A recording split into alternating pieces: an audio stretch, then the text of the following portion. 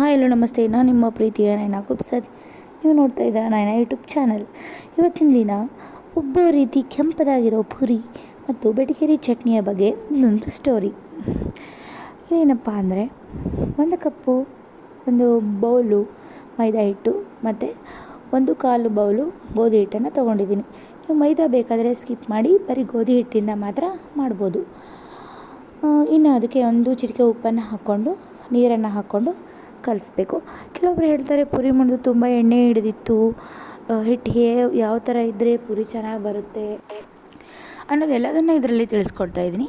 ಯಾವಾಗಲೂ ಹಿಟ್ಟನ್ನು ಭಾಳ ಒಂದು ತಾಸು ಮುಂಚೆನೇ ಯಾವತ್ತು ಪುರಿಗೆ ಕಲಸಿಡಬಾರ್ದು, ಯಾಕಂದರೆ ಅದು ಮೆದುವಾದರೆ ಪುರಿ ಎಣ್ಣೆಯನ್ನು ಹಿಡಿಯುತ್ತೆ.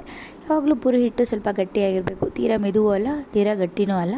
ಆ ಥರ ಇದ್ದರೆ ಒಂದು ಚಪಾತಿಗೆ ಏನು ಕಲಿಸ್ಕೊತೀವಲ್ಲ ಅದಕ್ಕಿಂತ ಸ್ವಲ್ಪ ಗಟ್ಟಿ ಇದ್ದರೆ ಪುರಿ ಚೆನ್ನಾಗಿ ಬರುತ್ತೆ. ಇನ್ನು ಒಂದು ಹೆಚ್ಚಿರ್ತಕ್ಕಂಥ ಈರುಳ್ಳಿ, ಸಣ್ಣದಾಗಿರ್ತಕ್ಕಂಥ ಮೆಣಸಿನಕಾಯಿ ಮತ್ತು ಕರಿಬೇವು, ಶುಂಠಿನ ಹೆಚ್ಚಿಟ್ಕೊಂಡಿದ್ದೀನಿ. ಇದು ಯಾವುದಕ್ಕಪ್ಪ ಅಂದರೆ ಚಟ್ನಿಗೆ, ಸ್ಪೆಷಲ್ ಚಟ್ನಿ ಫಾರ್ ಬೆಟಗೇರಿ. ಬೆಟಗೇರಿ ಚಟ್ನಿ ಅಂದ್ರೇ ನಿಮಗೆ ನೆನಪಾಗ್ಬೋದು ಮೊಸರು ಚಟ್ನಿ ಪುಡಿಯನ್ನು ಕಲಿಸ್ತಕ್ಕಂಥದ್ದು.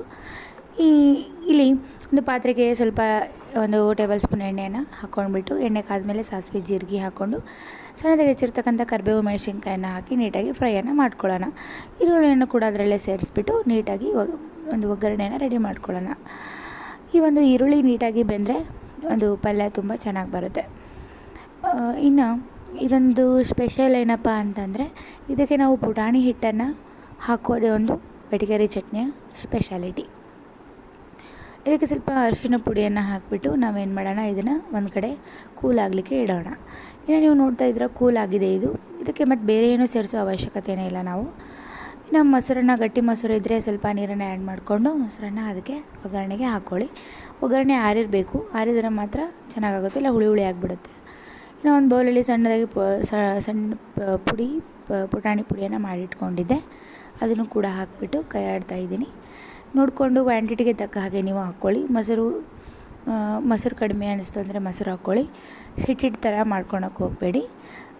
ಹಿಟ್ಟು ಯಾವುದೇ ರೀತಿ ಗಂಟೆ ಇಲ್ಲದೆ ಇರೋ ಥರ ನೀಟಾಗಿ ಕಲಿಸ್ಕೊಂಡು, ಉಪ್ಪು ಕಡಿಮೆ ಅನಿಸಿತ್ತು ಅಂದರೆ ಉಪ್ಪನ್ನು ಹಾಕ್ಕೊಂಡು ಕೊತ್ತಂಬರಿಯನ್ನು ಹಾಕಿ ಲಾಸ್ಟಿಗೆ ಒಂದು ಸಲ ಕೈ ಆಡಿಬಿಟ್ರೆ ಚಟ್ನಿ ರೆಡಿ.